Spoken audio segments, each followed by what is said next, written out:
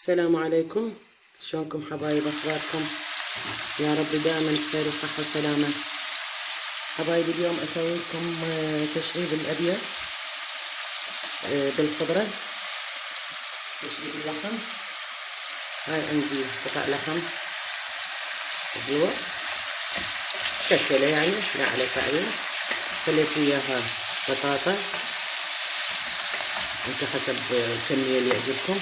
خليت بطاطات 3 وجزرات 2 قطعتهم وبصلة 1 وكركم ومنبصرة وكمون، وهذا اقلب بيهم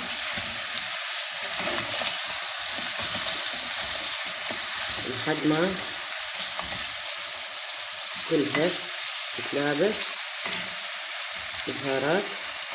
بعدين اضيف لها المي واتركه يستوي، واسوي بجنبه تمن احمر بالخلطة والفلفل.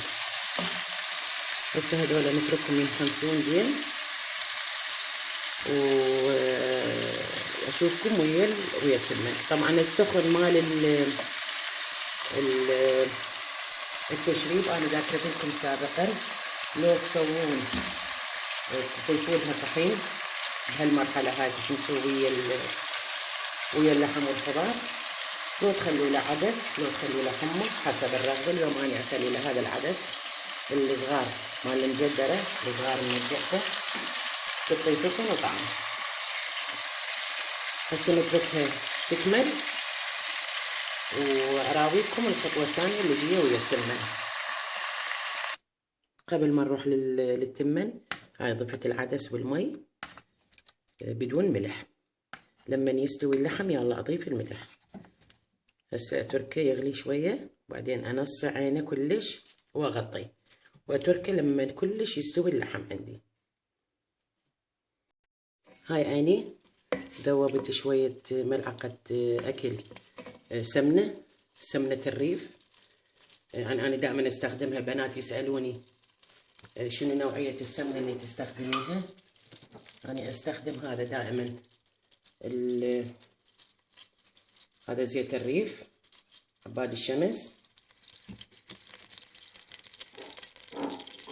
والسمنة هذا كله طبعا نباتي. هذه طبعا كلش طيبة ويعني ما تحسيها ثقيلة وبيها نكهة كلش طيبة، نكهة الزبدة تقريبا. هسه عيني اضيف البصل اول شي احمسه،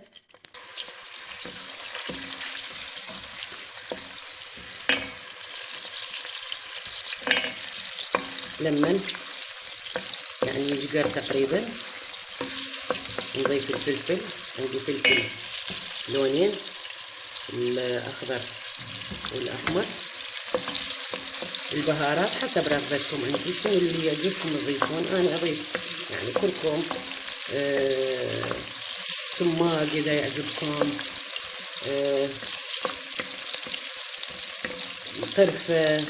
القرفة طبعا كلش طيبة تطلع ويا التمن الاحمر. انا دائما اضيف القرفة ويا باقي البهارات، البابريكا، شنو اللي يعجبكم. هسه نحمس البصل ونحمس الفلفل، بعدين نضيف المعجون. ومن تريدون هاي للمبتدئين طبعا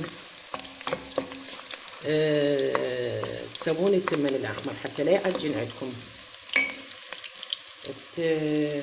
تحمسون شويه المعجون وتفتحوه تحلوه بالكميه المي مال التمن اللي منقعين بيها لحد ما كل يذوب المعجون. يلا ضيفون التمن حتى لا يلكلك عندكم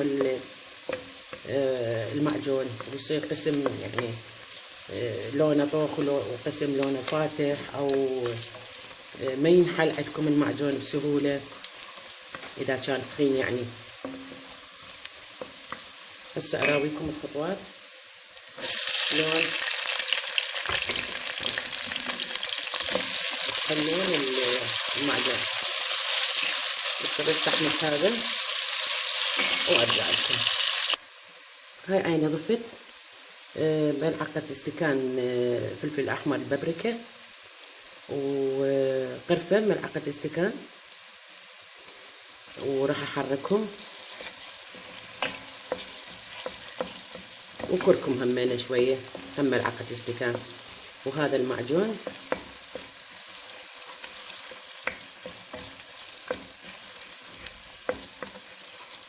أضيف عليه المي وأظل أخلط بيه قبل ما أخلي التمن. عيني ضفناها لحد ما يذوب كله، كل المعجون.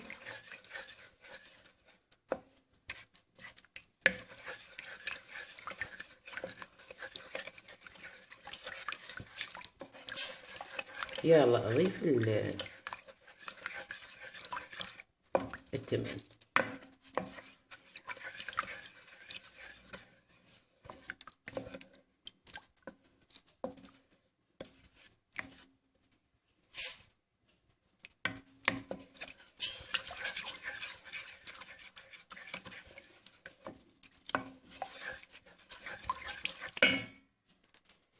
الحين ضفناه، ذاب عندنا كل المعجون، ضفنا التمن،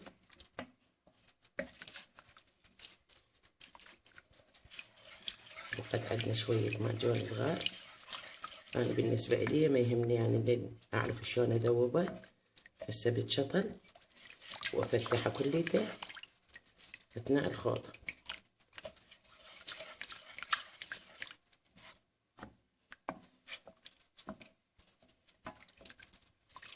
ونضيف شوية كمية الملح،